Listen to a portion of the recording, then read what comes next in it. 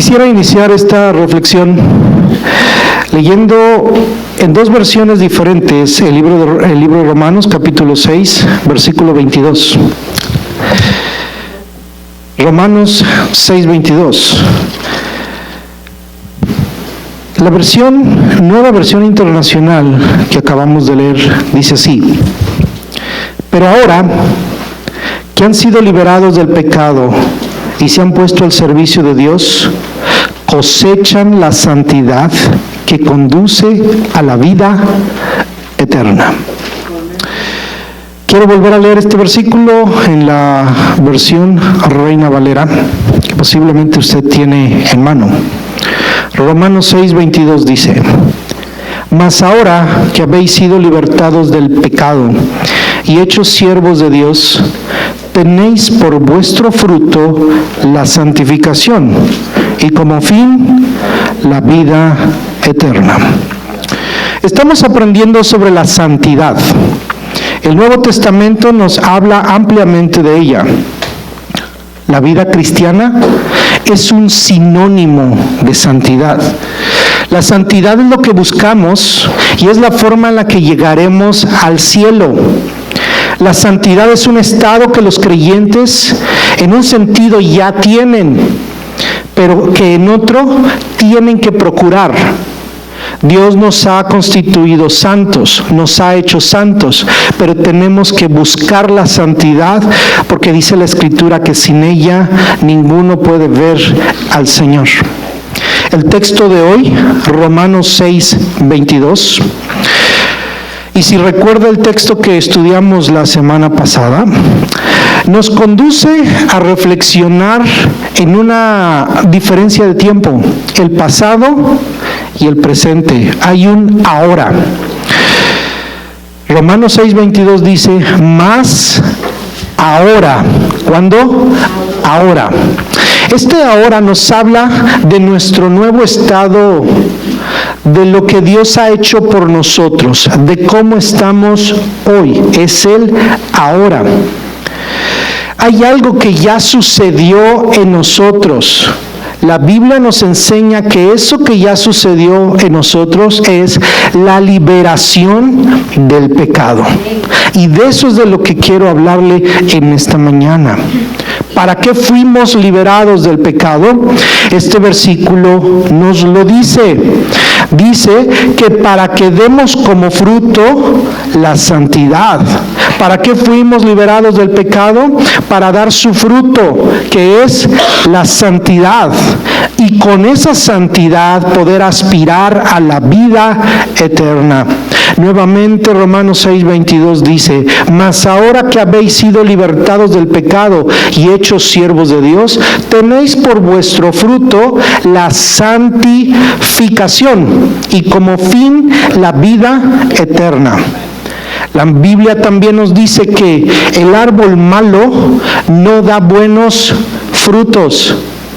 Es por eso que en cada ser humano debe suceder algo para que se pueda cumplir lo que dice esta Escritura, que demos fruto de santidad.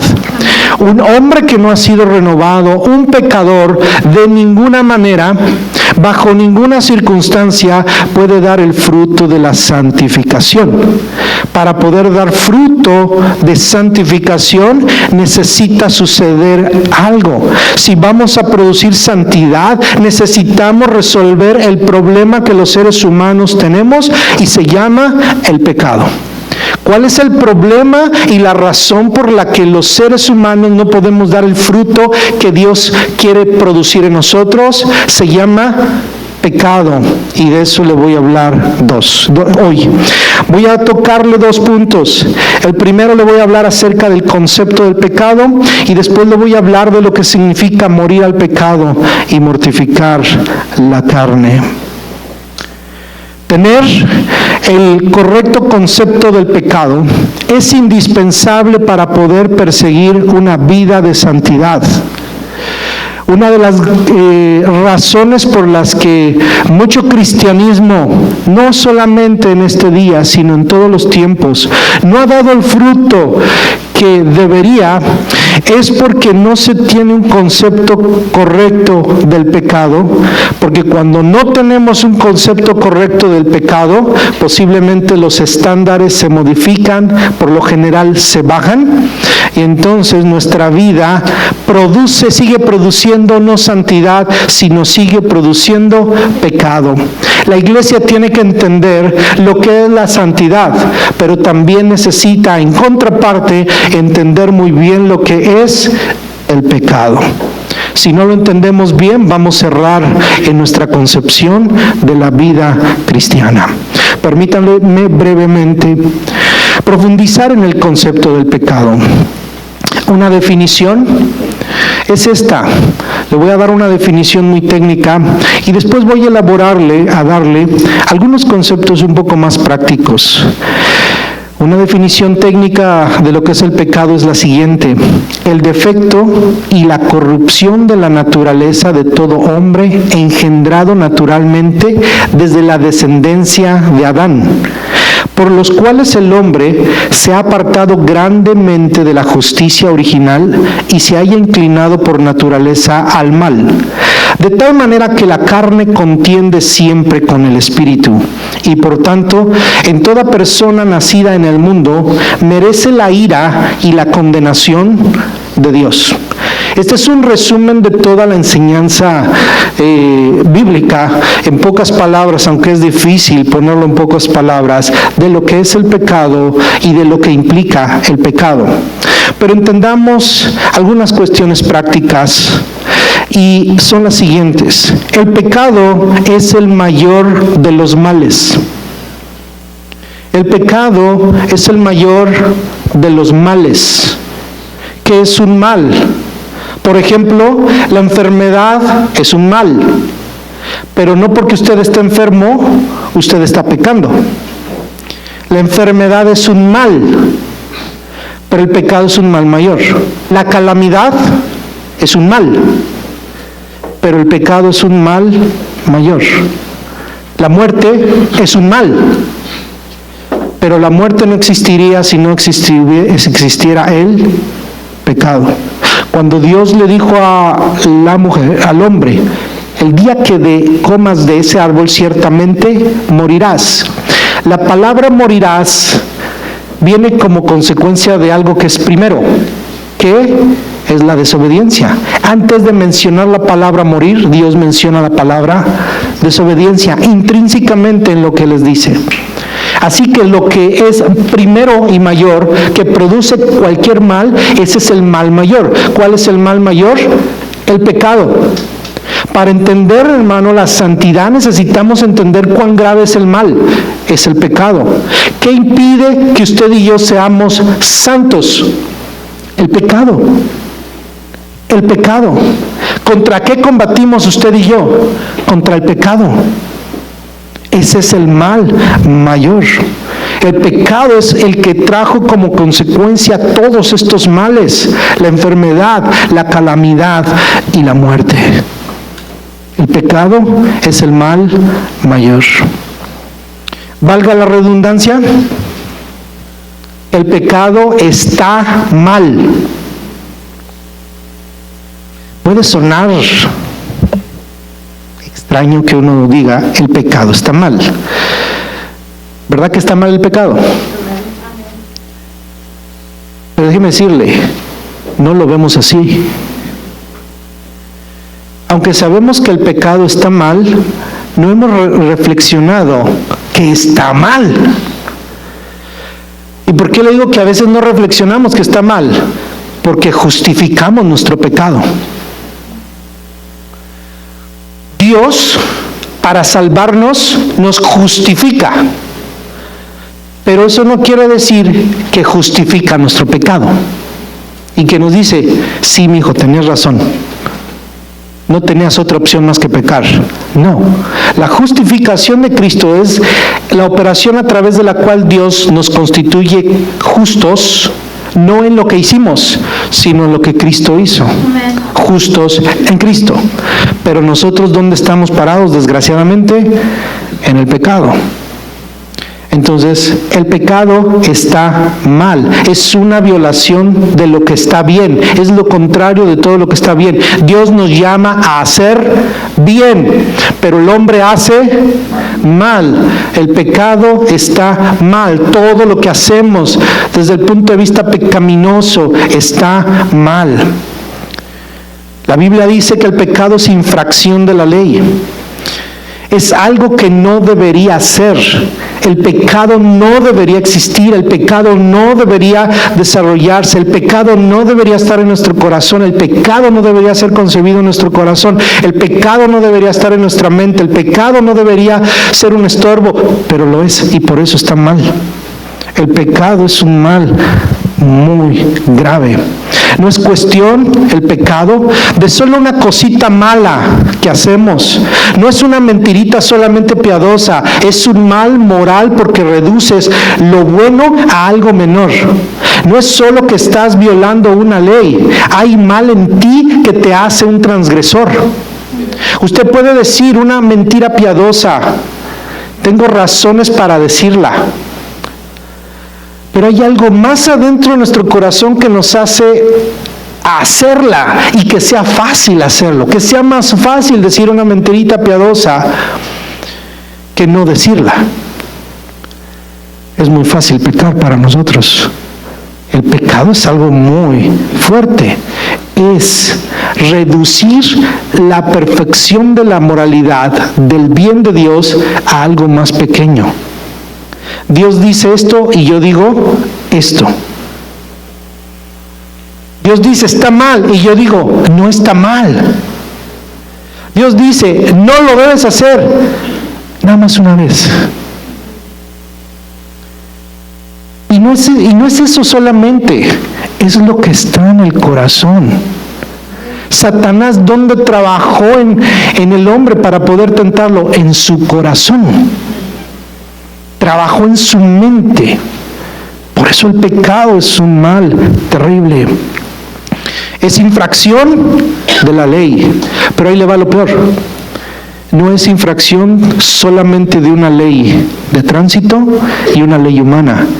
Es infracción de la ley de Dios. La ley de Dios es la expresión de su perfección moral. Es una ley que expresa su naturaleza. Por eso el pecado no puede ser condonado, el pecado no puede ser pasado por alto. Si Dios fuera complaciente hacia el pecado, se estaría negando a sí mismo y contradiciendo su carácter que es santo. Dios es santo, no puede bajar sus estándares, no lo puede hacer. Por más que queramos, por más argumentos que inventemos, Dios no puede bajar su estándar. Y porque Dios no puede bajar su estándar, la ira de Dios es un bien necesario, porque el pecado es un mal, pero la ira de Dios es consecuencia de ese mal. La ira de Dios no es el fruto de que Dios sea malo, sino de que Dios sea justo y santo. La ira de Dios es algo que no entendemos porque nuestra ira es pecaminosa, pero la ira de Dios es perfecta, es santa y es buena. La ira de Dios consume, la ira de Dios verdaderamente destruye el pecado. Pero así como es grande su ira, es grande su misericordia y su gracia, pero no es gratis, porque Dios no puede condonar el pecado. Así que la ira de Dios es proporcional a su santidad y su justicia demanda retribución, por lo cual existe el infierno, el lago de fuego y la condenación. ¿Y qué merece el pecado? Condenación. ¿Qué merece usted y yo? Condenación. ¿Qué merece nuestro pecado? El infierno. ¿Qué merecemos cada uno de nosotros? El infierno. Porque el pecado es un mal espantoso. Y es un problema que tenemos todos nosotros. El pecado es un problema que tenemos todos nosotros. El pecado está tan enraizado en el corazón del hombre que requiere un poder mayor que él para lidiar con él. ¿Dónde está el pecado, hermano? Aquí adentro. Aquí adentro. El pecado fluye en nuestras venas. El pecado aquí está, hermano. Si este cerebro tiene electricidad y produce, hermano, toda una corriente en el sistema nervioso, también el pecado, hermano, ahí controla el cuerpo de los seres humanos. Las decisiones, las determinaciones, controla y domina al ser humano. Está enraizado. El libro de Génesis capítulo 6 versículo 5 dice así: al ver el Señor que la maldad del ser humano en la tierra era muy grande, ¿qué es lo que vio Dios en la tierra? Que la maldad del ser humano es muy grande y que todos sus pensamientos tendían siempre hacia el mal. ¿Hacia dónde van a tender nuestros pensamientos? Hacia el mal. Mi hermano, no se pregunte, ¿por qué pienso esto? Porque el pecado, por causa del pecado. Si a usted lo hirieron en alguna persona, su familia, un líder, aún la iglesia, usted puede quejarse de que alguien cometió un error y decir, por eso es que yo me fui de la iglesia, por eso es que yo ahora ando perdido. No, es por tu pecado. Entiéndelo. Entendamos cada uno de nosotros.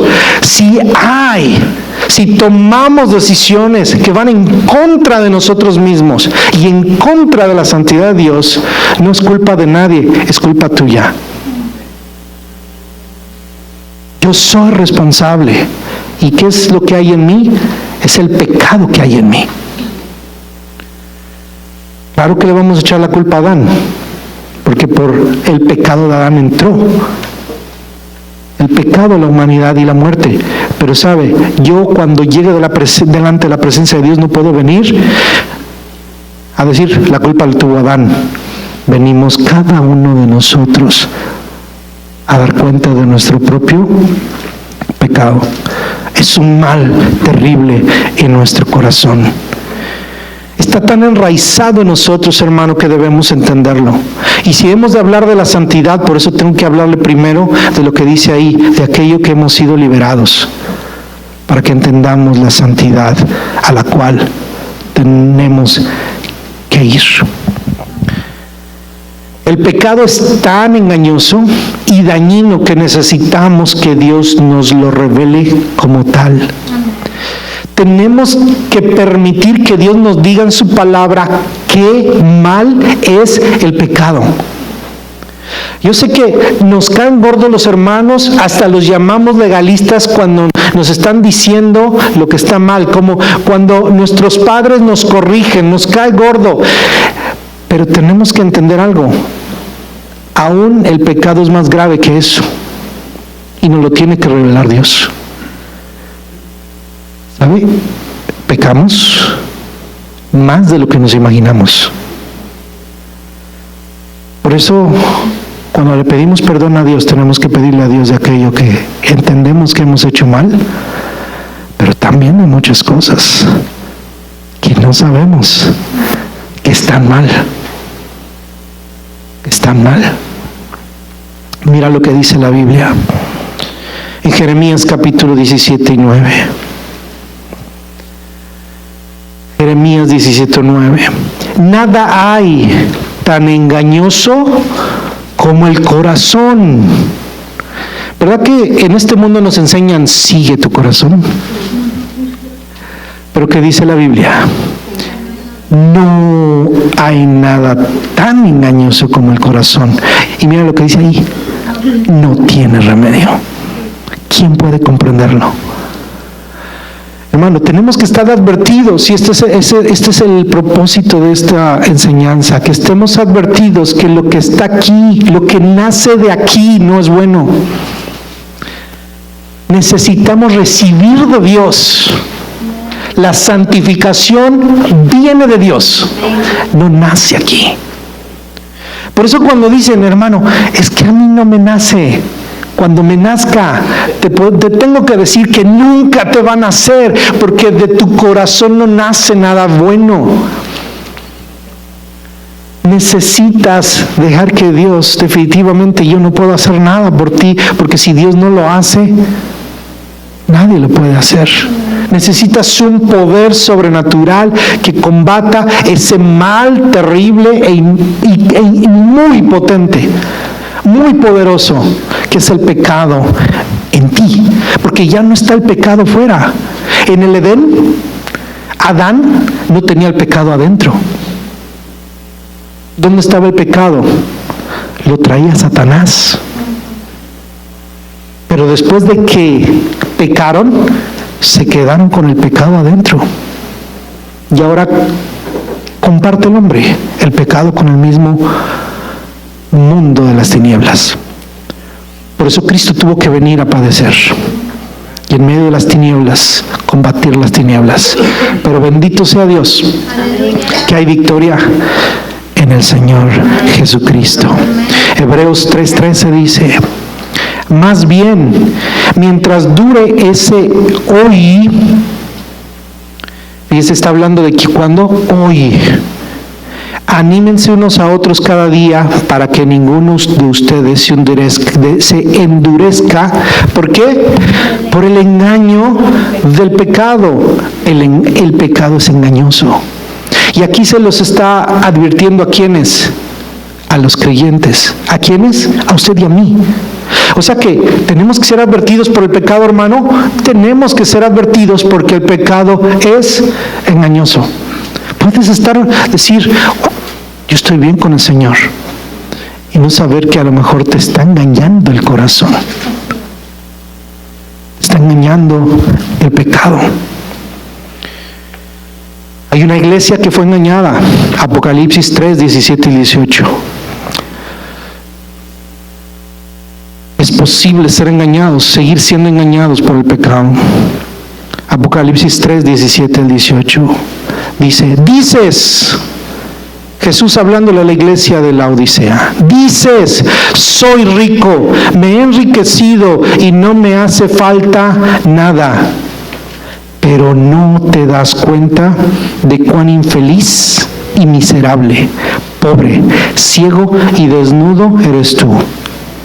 Por eso te aconsejo que de mí compres oro refinado por el fuego, para que te hagas rico, ropas blancas para que te vistas y cubras tu vergonzosa desnudez, y colirio para que te lo pongas en los ojos y recobres la vista, porque no ves tu condición, tu pecado, porque no aceptas, porque has sido engañado, porque el pecado es engañoso. Seamos advertidos, mi hermano, y por eso busquemos la santidad y acordémonos siempre, en todo momento, en toda decisión y en cualquier lugar, que estamos buscando la santidad. No estoy predicando un evangelio de salvación por obras, sino estoy predicando, hermano, lo que dice la Escritura. Somos salvos por la gracia de Dios, pero la gracia de Dios es suficiente y es más poderosa que el pecado, y eso quiero compartir con usted en esta mañana. Cito lo que dice J.C. Ryle, hablando acerca del pecado y de su falsedad. Podemos ver esa falsedad en la maravillosa propensión de los hombres a considerar el pecado. Lo consideramos menos pecaminoso y peligroso de lo que es a los ojos de Dios, y en su disposición a atenuarlo, excusarlo y disculparlo. Así hacemos los seres humanos. Lo atenuamos, lo excusamos y lo disculpamos. Decimos, es algo sin importancia. Decimos, Dios es misericordioso, Dios no es exagerado como tú. Dios no está señalando errores. Nuestras intenciones son buenas, no se puede ser tan escrupuloso. ¿A poco hemos dañado tanto? Solo hacemos lo mismo que los demás. ¿A quién le resultan familiares esta clase de lenguaje? Seguramente muchos de nosotros lo hemos usado. Podemos verlo en los juegos de palabras y frases que los seres humanos han acuñado para designar las cosas que Dios califica como malas y destructivas para el alma. Hay cosas que Dios dice que no son buenas, pero los seres humanos las hemos atenuado para llamarlas malas. Si queremos la santidad, tenemos que llamar al pecado, pecado. Si queremos la santidad, tenemos que llamarle a lo malo, malo. Hay un problema cuando le decimos a lo bueno malo y a lo malo bueno. Los hombres intentan engañarse con la creencia de que el pecado no es tan pecaminoso como Dios dice que es, y que ellos no son tan malos como en realidad son. Podemos verlo hasta en la tendencia de los creyentes a consentir a sus hijos ciertas prácticas cuestionables y a taparse los ojos ante las consecuencias inevitables del amor al dinero, el coqueteo con la tentación y el sancionar un patrón de vida religiosa familiar pobre. Me temo que no somos todo lo conscientes que deberíamos de la extremada sutileza de la enfermedad de nuestra propia alma. Somos demasiados propensos a olvidar que la tentación al pecado raramente se nos presenta a cara descubierta diciendo: soy tu enemigo letal y quiero destruirte para siempre en el infierno. Claro que no. Como Judas, el pecado acude a nosotros con un beso, y como Joab, con la mano extendida y sus palabras lisonjeras. El fruto prohibido le pareció bueno y apetecible a Eva, y sin embargo ocasionó su expulsión del Edén. A David, el caminar ocasionalmente por la azotea de su palacio le parecía completamente inocente, y sin embargo acabó en adulterio y asesinato. El pecado raramente parece lo que es en un primer momento. ¿Verdad que el pecado es engañoso? Estemos advertidos. Aún los más grandes han caído.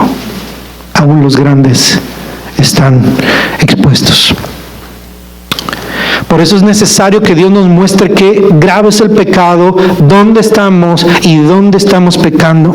Es necesario que Dios nos lo revele. Es necesario que además nos revele la solución, porque es muy dañino.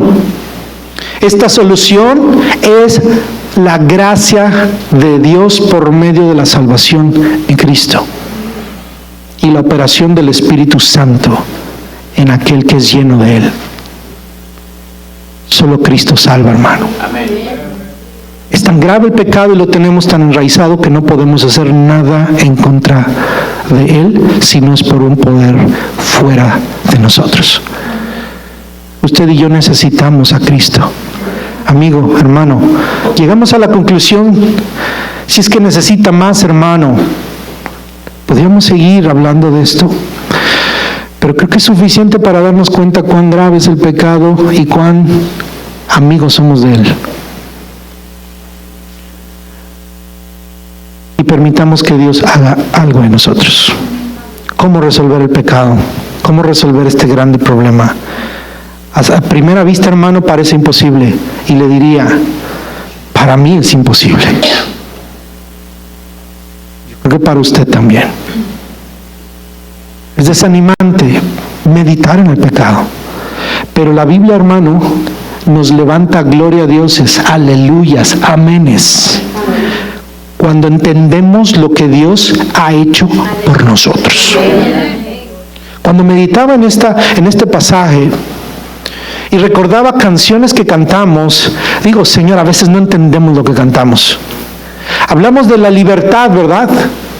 ¿Verdad que cantamos de que somos libres? ¿De qué somos libres, hermano?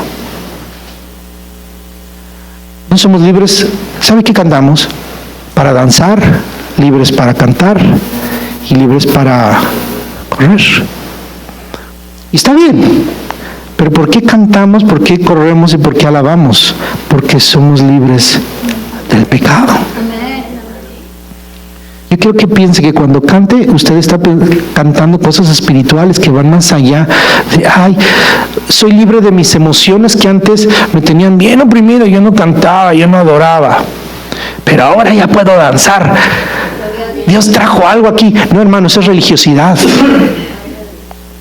¿De qué nos sirve, hermano, que toda esta iglesia brinque, salte, dance, si está llena de pecado?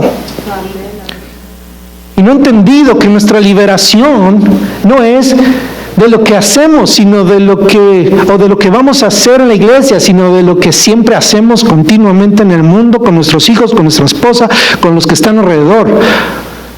Les mostramos pecado. ¿Sabe? El mejor regalo que le podemos dar a un ser querido, ¿cuál es? La santidad. Si propusiéramos, hermano, regalarle a nuestra esposa un esposo santo, ¿lo rechazaría usted, hermano? ¿Rechazaría usted una mujer santa como esposa? Hijos santos. Hijos, ¿no quisieran unos padres santos? Hay unos hijos que dirían, no, me gustaría que mis papás fueran más liberales, porque estás perdido. Porque el pecado te está dominando. Precisamente tú no buscas la santidad, buscas a alguien que te permita seguir haciendo lo que quieres. Y deshonras a Dios y pierdas tu vida. ¿Cuál es la solución, mi hermano? Para usted que es creyente, le voy a dar lo que Dios ha hecho por nosotros y lo que debemos hacer nosotros. Este es todo un tema y muy amplio, pero solamente voy a tocar la primera parte de ello. Dos cosas. Debemos morir al pecado y dos, debemos mortificar la carne. Son dos cosas diferentes. Morir al pecado y mortificar la carne. Son dos etapas o estados diferentes, etapas de la santificación de Dios. Morir al pecado y mortificar la carne. Permítame tomarme unos minutos para compartir con usted lo que es morir al pecado. Morir al pecado es algo que sucede una vez y tiene consecuencias positivas en la vida cristiana. Eso es lo que se conoce como santificación instantánea o definitiva. Cuando hablamos de la doctrina, hablamos de que la santificación tiene tres etapas. La primera es la santificación instantánea, la santificación por posición. Usted, cuando acepta a Cristo, se convierte en un santo. La santificación progresiva, que es el proceso de Dios a través del cual usted está siendo transformado a la imagen de Cristo, que es la segunda punto de lo que les voy a hablar aquí, que no le voy a poder hablar hoy. Y el tercer punto es la glorificación, cuando nuestros cuerpos sean transformados y podamos ver a Cristo cara a cara y le veamos tal como es y seamos tal como Él es, seamos nosotros, y es la culminación de la obra de Dios. Esa obra no es la única, es la culminación, pero necesitamos la primera y la segunda. Necesitamos esta, y hoy le voy a hablar de la primera, que es lo que significa morir al pecado. Entonces, morir al pecado es algo que ya sucedió en los creyentes. ¿Cuántos son creyentes aquí? Nacidos de nuevo. Si usted ya nació de nuevo, si es un hijo de Dios, aceptó a Cristo por medio de la fe, usted ha nacido de nuevo, usted entonces ya murió al pecado. Pregúntale al de junto, ¿tú ya moriste al pecado?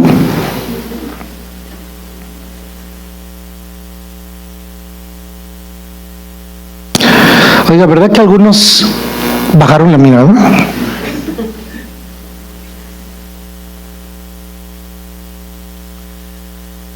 Primera de Corintios 6:11. Esto ya sucedió en los creyentes, hermano. Es algo que debemos entender. Ese pecado grave, esa cosa grave de la cual hablamos, que no tiene remedio, fue tratada. Fue tratada. 1 Corintios 6:11 dice, y eso eran algunos de ustedes. Corintios está mencionando los pecados y dice, y eso eran algunos de ustedes. Había borrachos, había ladrones, había adúlteros, había de todo eso en la iglesia. Pero dice, y eso eran algunos de ustedes. Así como la iglesia de Corintios aquí ya vemos. Si no había aquí ladrones, borrachos, adúlteros, fornicarios. Nadie quiere aceptarlo, pero yo creo que sí. ¿Sí? Había de todo eso. ¿Pero qué dice la Biblia? Pasado. Eso eran algunos de ustedes. Pero mire, ¿ahora qué? Ahora que usted ha aceptado a Cristo, pero ya han sido lavados. ¿Ya han sido qué? Santificados. ¿Ahora qué son entonces? Limpios y santos. Ay, aleluya, hermano. Aleluya. De eso que dijiste, hermano Andrés, de eso que dije que era tan grave el pecado, si aceptas a Cristo, solo si aceptas a Cristo, solo si eres un verdadero creyente, has sido lavado y santificado, ya has sido justificado en el nombre del Señor Jesucristo y por el Espíritu de nuestro Dios. Ya has sido santificado. Por eso cuando digan, ¿ya moriste al pecado? Levanta la mirada y dice, sí, si bajas la mirada. Está bien que seas honesto, honesta, pero yo te invito a que aceptes a Cristo y resuelvas ese problema. Colosenses capítulo 1 versículo 13 dice, Él, ¿quién? Él, Dios. Colosenses 1:13, Él nos libró del dominio de la oscuridad y nos trasladó al reino de su amado Hijo. ¿Qué es lo que hizo Dios? Nos trasladó. ¿Dónde vivíamos? En oscuridad, en tinieblas, en pecado. Éramos siervos del pecado. Solamente hacíamos lo que el pecado nos hacía hacer. El pecado estaba en nuestra mente, en nuestro corazón y en nuestros miembros. Por eso es que nuestros miembros solamente hacían lo que es incorrecto y malo. Se deleitan en el pecado. Nuestros miembros se deleitaban en la fornicación, en el adulterio, en los vicios.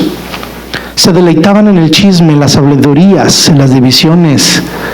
Se deleitaban en todas las cosas malas y pecaminosas. Le gustaban oír cosas groseras. Se deleitaban en amistades sucias. Pero ya hemos sido trasladados al reino de su amado Hijo. Aleluya. Vaya conmigo al pasaje que leímos al principio, Romanos 6. Porque aquí vamos a entender con detalle lo que es morir al pecado. Y quédese con este pensamiento. Guárdenlo en su corazón. Vivir aún en pecado contradice lo que es un cristiano. Vivir aún en pecado contradice lo que es ser un cristiano. Romanos 6, dice la Escritura, ¿qué concluiremos? ¿Vamos a persistir en el pecado para que la gracia abunde? ¿Verdad que usted es salvo por gracia? Pero aquí, ¿qué dice Pablo? Está cuestionándolo y le dice, ¿vamos a persistir? ¿Qué es persistir? Continuar en el pecado para que la gracia abunde, para que Dios nos siga por gracia perdonando. De ninguna manera. De ninguna manera. Y entonces Pablo nos va a explicar qué es lo que ha pasado en el creyente. Nosotros, diga nosotros. ¿Quiénes son nosotros? Aquí dice que hemos muerto al pecado. ¿Cómo podemos seguir viviendo en él? ¿Quiénes son nosotros? Los que han muerto al pecado. Los creyentes, ¿qué ha pasado con ellos? Han muerto al pecado. ¿Qué significa estar muertos? ¿Usted ha visto un muerto? Es triste. No responde. Ya no están entre nosotros. Nuestros seres queridos han partido. La muerte es algo duro. Ahora, aquí se utiliza esa palabra, morir al pecado. ¿Qué tiene que hacer uno con un ser querido que ha muerto? Lo único que tiene en su posesión es sus restos. Y sus restos se descomponen. ¿Qué significa morir al pecado, hermano? ¿Quién es el que ha muerto? Usted. Usted ha muerto. El creyente que está en Cristo ha muerto. En la iglesia si dice, es que aquí en la iglesia hay puros muertos. Aquí hay uno. Esa iglesia está muerta al pecado. Al pecado. No a Cristo. Al pecado. ¿Sí? Al pecado. Ha muerto al pecado. ¿Y qué significa eso? Que ya hemos muerto al reino del pecado. Ya no estás más activo en el reino del pecado. ¿Dónde fuiste trasladado de las tinieblas? Ahí en las tinieblas eras el alma de la fiesta. Te invitaban a todas las fiestas porque tú eras el que llevaba las cervezas. Eras el que pagaba los tragos. ¿Sí? Eras bien bailarín y a todas las traías. Pero enamoradas. Vivías en el reino de las tinieblas. Sí. Eras orgulloso. Tenías logros y seguías teniendo. Y eso elevaba tu ego. Tuviste una familia, tuviste hijos, pero de pronto tuviste problemas, no pudiste sostener un hogar, lo dejas y te buscas otro. Andabas con una, con otra, o con uno, con otro. Esa era la vida pecaminosa. Pero dice que el que muere se detiene. ¿Y dónde está el bailarín? ¿Dónde está el borracho? ¿Dónde quedó el mujeriego? ¿Dónde quedó ese mal padre? ¿Dónde quedó esa mala madre? ¿Dónde quedó ese esposo, esa esposa malos? Se murieron. Se murieron. Se murieron. Ya no existen. Se murieron. Ya no tiene nada que ver con ese reino. Ya no, se murieron. Ay, ¿a poco sí muy santos? Se murieron. Todavía se enojas, todavía batalla, pero ¿por qué? Pero ya se murió, ya no está en ese reino, ¿sí? Ya no vivimos en pecado, aunque a veces pecamos, pero ya no vivimos en pecado. Ya no amamos el pecado ni lo disfrutábamos, porque hasta hablábamos de nuestro pecado, porque nos deleitábamos en el pecado y nos enorgullecíamos. Y hablábamos de lo mal que nos portábamos, pero ahora nos da vergüenza, aunque a veces caemos, pero cuando caemos lloramos delante de Dios por haberle fallado. Ya no servimos más al pecado porque ya no es nuestro dueño, ahora servimos a Dios. Por eso dice que servimos a Él.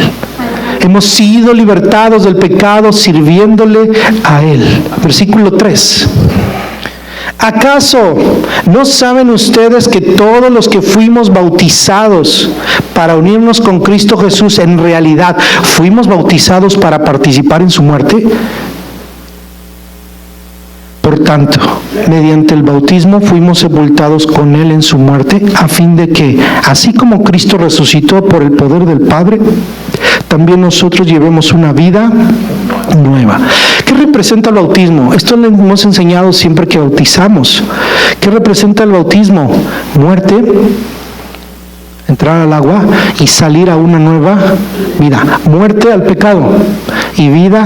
Entonces es lo que está diciendo aquí. Los que hemos sido bautizados, ¿por qué nos bautizamos? Porque ya nos morimos. Hermano, ¿qué necesito para bautizarme? Morirse. Solo podemos bautizar muertos. Muertos al pecado. Porque eso es lo que representa. Muerte. Mueres para el pecado y naces para Cristo. ¿Qué es lo que está diciendo esto? Dice, precisamente tú fuiste sepultado con Cristo. Tú moriste con Cristo. Sí. Versículo 5. En efecto, si hemos estado unidos con Él en su muerte, sin duda también estaremos unidos con Él en su resurrección. ¿Qué dice? Unidos. La palabra que aparece ahí es unidos. En su bautismo usted se identifica ¿con quién? Con Cristo. Usted está diciendo, yo me uno a Cristo, porque la victoria sobre el pecado, hermano, sobre su pecado, piense en usted. No piense en el de junto, piensa en usted. Yo pienso en mí, mi pecado, hermano. Yo morí al pecado ¿cuándo? Hace 2000 años. Cuando murió Cristo, ahí se venció mi pecado del año 2019. ¿Cuándo se aplica el beneficio? Hoy. Cuando Cristo viene a mi vida y entonces decido aceptar a Cristo, y algo, yo no sé cuándo lo hace Dios, cuándo lo hace el Espíritu Santo, pero le digo, Señor, te pido perdón. Entra arrepentimiento, hace una obra de salvación Dios, se compunge en nuestro corazón, se arrepiente nuestra vida, ve lo grave que es su pecado y dice, no quiero seguir viviendo en él. Entonces lo que sucedió hace 2000 años, ahí me uno a Cristo. Aleluya. Y al unirme a Cristo, ¿a qué me uno? A su muerte. Con él estoy, ¿qué está muriendo con él? Mi cuerpo pecaminoso, mi maldad, mi pecado. Estoy muriendo. El viejo hombre se muere. Y cuando Cristo se levanta el tercer día de la tumba, sube al cielo y se cumple lo que es el Salmo. He aquí yo y los hijos que Dios me dio. Porque nosotros nacemos de nuevo. Ese es el nuevo nacimiento, y en el nuevo nacimiento también somos santificados. Morimos al pecado. Somos libres del pecado en virtud de Cristo, de su muerte y resurrección y nuestra unidad con Él. Cristo murió y resucitó, y ahí está nuestra victoria sobre el pecado. Pero ahora, ¿cómo nos beneficiamos de eso que hizo Cristo? Cuando estamos unidos a Él. El bautismo es ser metidos. Espiritualmente, físicamente, cuando entramos al agua es una representación, y es espiritual, hermano, pero espiritualmente, ¿qué es lo que ha hecho Dios? Nos ha metido en Cristo. Aleluya.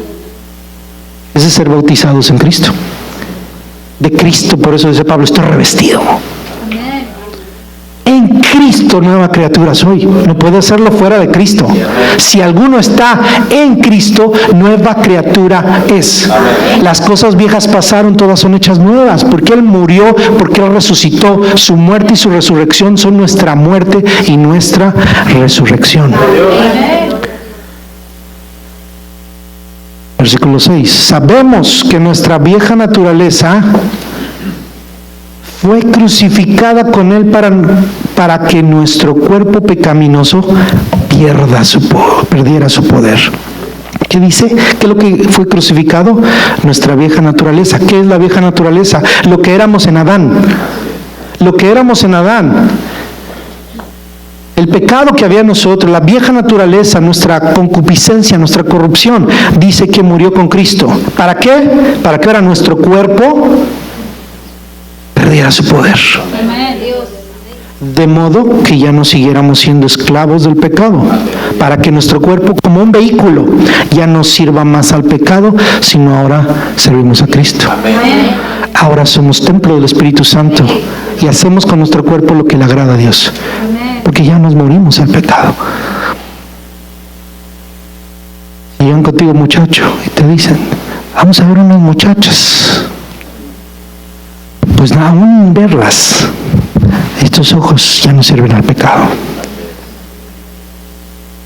Vamos a tomarnos unas cervezas. Esta pancita ya la cuido para mi Dios. Vamos a escuchar música del mundo. No, estos oídos ahora sirven a Dios. Voy a contar un chisme. Vamos a hablar, fíjate, quería hablar de fulanita, de fulanito. Esta boca ya no, ya se murió. ¿Qué te pasó? Ya me morí. ya me morí. Se me murió el viejo hombre. Se murió. 8. Ahora bien, versículo 7 dice, porque el que muere, mire, queda liberado del pecado. ¿Cómo puedes resolver tu problema del pecado, hermano? Muérete. No le estoy diciendo algo malo. Muérete. Muérete en Cristo. Muérete al pecado. Deja el pecado atrás y nace para Cristo.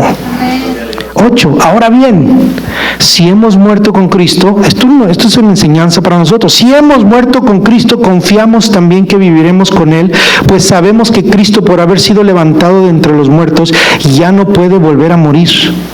Mire esto. Como Cristo ya fue levantado de los muertos, nada lo puede matar. La muerte ya no tiene dominio sobre Él. En cuanto a su muerte, murió al pecado una vez y para siempre, y en cuanto a su vida, vive para Dios. Cristo, ¿verdad? ¿Ya no puede morir? Ahora Él vive para Dios. Pero mira lo que dice el versículo 11. De la misma manera. Aleluya. De la misma manera que Cristo ahora viene a nosotros, también ustedes considérense muertos al pecado, pero vivos para Dios en Cristo Jesús. O sea, si ya te moriste, no puedes volver a vivir. Y si ya vives, no te puedes volver a morir. Si verdaderamente has nacido de nuevo, hermano, si verdaderamente has sido santificado, tú puedes vencer el pecado. Porque la vieja naturaleza fue crucificada con Cristo. Qué grave es el pecado, pero más grande. Ahí entiende lo que dice el primer versículo. Sobreabundó la gracia. Solamente una gracia sobreabundante puede vencer ese terrible pecado del cual hablé al principio de esta enseñanza. Seguimos leyendo. Por lo tanto, no permitan ustedes que el pecado reine en su cuerpo mortal, ni obedezcan a sus malos deseos. Esa es nuestra responsabilidad.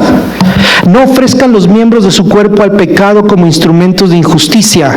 Al contrario, ofrézcanse más bien a Dios como quienes han vuelto de la muerte a la vida, presentando los miembros de su cuerpo como instrumentos de justicia. Así el pecado no tendrá dominio sobre ustedes, porque ya no están bajo la ley, sino bajo la gracia. Y se da cuenta que eso de estar bajo la gracia no es hacer lo que yo quiera, sino vivir en santidad. No se puede vivir en santidad si no es por la gracia de Dios. Una vida resucitada es una vida, hermano, que está guiada por el Espíritu Santo, una vida llena del Espíritu Santo. Concluyo leyendo Romanos 7, versículos 5 al 6, porque esto hace la diferencia. La nueva vida en Cristo es esta. Porque cuando nuestra naturaleza pecaminosa aún nos dominaba, las malas pasiones que la ley nos despertaba actuaban en los miembros de nuestro cuerpo y dábamos fruto para muerte. Pero ahora, al morir a lo que nos tenía subyugados, hemos quedado libres de la ley, a fin de servir a Dios con el nuevo poder que nos da el Espíritu. ¿Qué tenemos? Un nuevo poder que nos da el Espíritu, y no por medio del antiguo mandamiento escrito. Esto es gracia. Ahora tenemos el poder del Espíritu Santo. Estoy hablando de lo que Dios ya ha hecho en usted como creyente. En todo creyente genuino, usted tiene el poder del Espíritu Santo, que se retraduce en dos cosas: una vida guiada por el Espíritu Santo y una vida llena del Espíritu Santo. Una cosa es ser guiado y también es ser lleno. Es guiado y lleno. Su vida está siendo guiada y su vida está siendo llena del Espíritu Santo. Y ese es el poder que le puede ayudar a usted y a mí a vencer el pecado.